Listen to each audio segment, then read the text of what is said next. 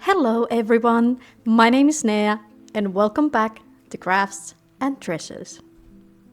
Some time ago I asked you guys if we should turn this Sylvanian Families Village store from the 1993 into a Western saloon or a curiosity shop. And you guys seem to love the curiosity shop idea, so that's what we're gonna be doing. I actually thrifted this for like super cheap. I've already kind of started customizing it a little bit. I painted the windows black. They were originally beige, but don't let that bother you. I wasn't like planning on filming this project at first, but I changed my mind. So here we are. Like I said, I thrifted it for very cheap, so it's missing quite a lot of pieces. Like the top trim is missing, and then you could attach a building on top of it or extension part, but to my knowledge, they were never released outside of Japan, so they are quite hard to find. I do have some furniture pieces though, so I'll show you. There is this beautiful counter. I love this piece because it has this ornamental decorative front part, and then I have some shelving. Here's one, and it has some sort of a sticker. Let's see what it says. Oh, it's upside down. Okay, it seems like it's some sort of a hardware advertisement. I really like that. And even though it's going to be a curiosity shop, I don't mind these stickers showing. We can think that they were bought, like the shelving secondhand, and it just has a little piece of history, which is actually true. The other one had also some sort of a fixture up sticker advertisement. Then we have the shelf, but it's missing the inside shelving, but it's fine. We can still use it as a little divider or like just a display case area thing. I don't know, something. And then my favorite pieces are actually these shelves. Let me put just a shelf in it. There we go. I think these are so beautiful. The backsplash thingy. Backsplash, is that how you say it? Like, it's so beautiful. Like, it has little like floral pattern going on. It's just so gorgeous. It could fit into any Sylvanian build. It has like kind of romance cottage core thing going on. So adorable. I'm so happy I have two of them and that they both have the shelf still with them. So that's basically everything that I have, and I think that's a great like layout to make this into a curiosity shop. So the idea is to just start crafting all sorts of weird things to fill this shop up, and also maybe add some wallpaper like curtains, stuff like that, just to make it more gloomy and dark. And since I have like gazillion ideas for this shop, and I also want to keep it like more of a light crafting project on the side, I'm planning on posting just like one idea at a time. And today I want to make a little display dome with some butterflies in them. So let's just jump right into it and I'll show you how to make that. For the glass dome part, I decided I could use these plastic tubes that I had. These are actually used for spices, but I know you can find some online just looking for medical plastic tube as well. Mine are about 1.5 centimeters wide, and yes, they do have these little markings at the tip from the plastic mold. But honestly, once you fill the insides, I don't think it's that noticeable, so it doesn't bother me. And also, it was so hard to find anything else for this project that I'm just gonna go with it and pretend that I don't see them. Obviously our tube is way too long as it is, so I'm gonna be using my Japanese handsaw to cut it shorter. I'm gonna leave it to about 2.5, maybe 3 centimeters tall, just to make sure it fits more than one butterfly eventually. And just in case my hand slips and I scratch the surface of the dome, I figured I better cover it up with some masking tape. After that, I was able to start carefully sawing the tube in half. Once I was done sewing all around the tube, I was able to just snap the end part off without any fear of it cracking. Then I was able to just rip off the tape and sand the edges with a nail file. I sanded it until I was sure the dome could sit upwards nice and evenly. And this is how it ended up looking like. Now all I need to do is clean it up from all the plastic dust. I wiped the outer part with some paper, and for the inside I used a Q-tip that I dipped in a little bit of water. And ta-da! Now it's nice and clean. And for the base of the dome, I decided I wanted to use some buttons. I had a couple of different kinds laying around, and for this one I tried them both, but eventually decided to go with the brown one. Then it was time to figure out what we're gonna put inside. I wanted to create some sort of a plant or a branch where the butterflies would be sitting on, and for that I decided to use some wire. And obviously you could also use miniature plants or flowers. I just didn't have anything small enough to fit inside the tube, because you have to consider that the tube also has to fit the butterflies, not just the plants itself. So it's better to go quite skinny with this one. So here I am DIYing my little plant thingy or branch using this wire, and as you can see I'm just kind of trying to create some sort of a shape just to start with. I ended up adding another piece of wire just to add more interest to it, and then I bended the wire into more natural shape. After that it was time to cover the little branch with flocking, and Pippi was really involved with this part as you can see.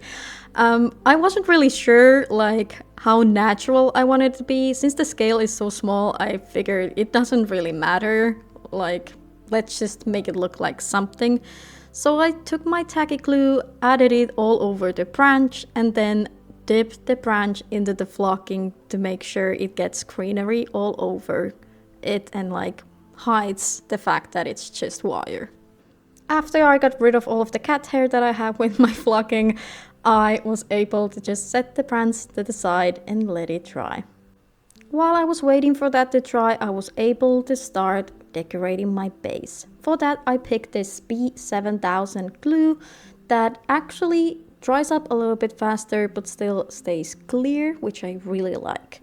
I filled up one of the buttonholes with this glue and then smeared it a little bit all over, just leaving the edges still clean because we don't want anything on that yet. Then I just picked up my branch, stick it in one of the holes, and at that point I actually also realized that the glue was kind of dripping through the buttonhole, so I took a little piece of masking tape and taped the bottom part just for now.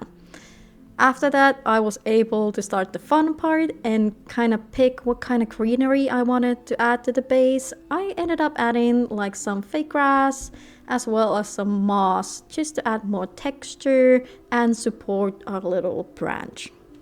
Eventually I didn't like the look of the moss, so I just sprinkled some green flocking on top instead.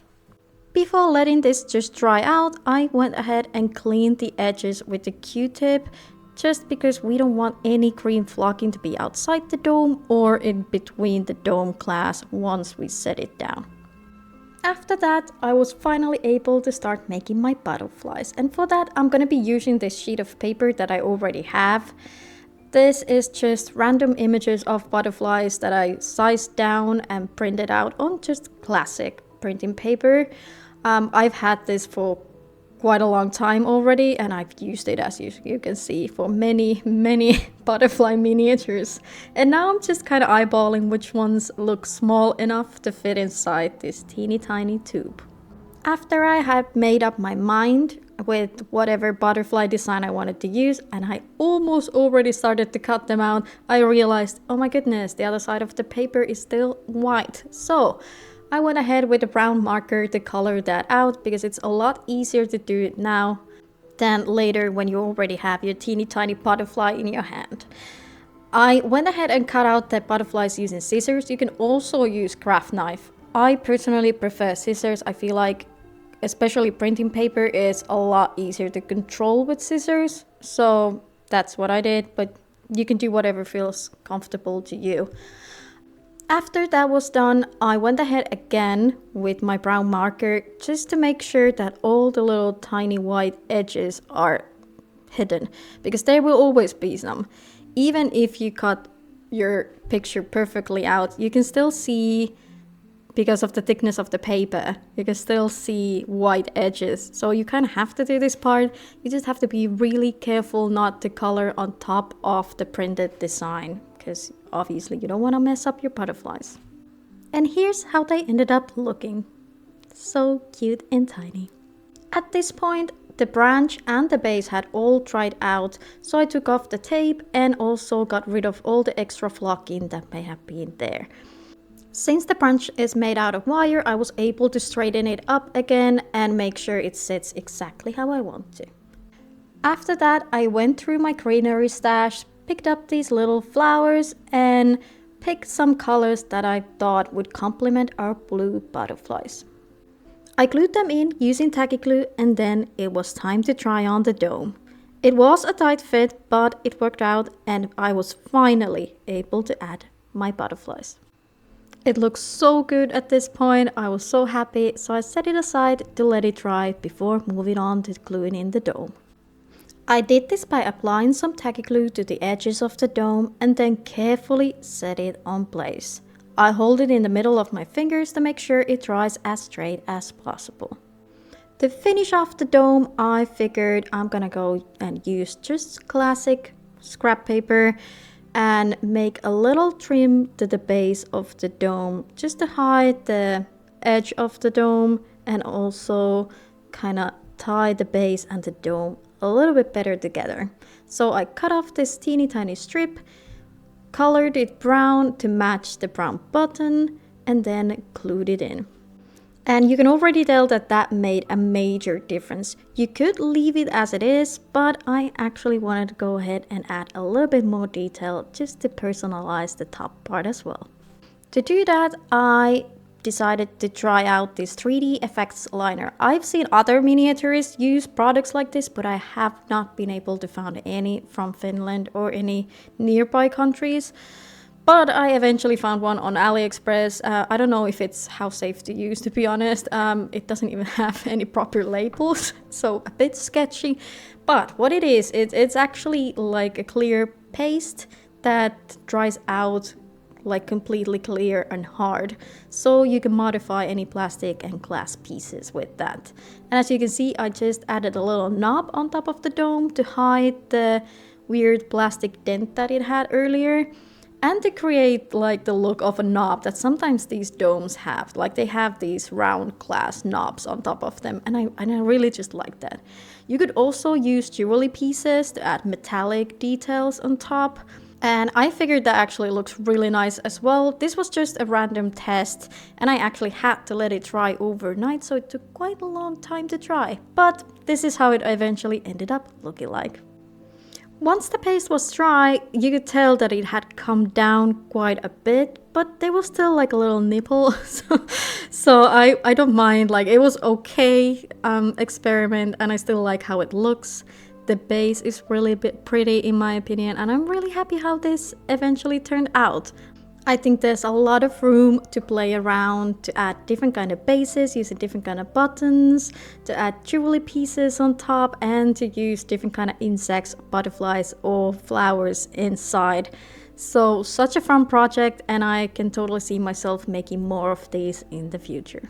Anyway, this is all from me this time. Let me know in the comments what you think about this curiosity shop idea. And as always, I want to thank you for being here, and I hope to see you next time. Bye bye!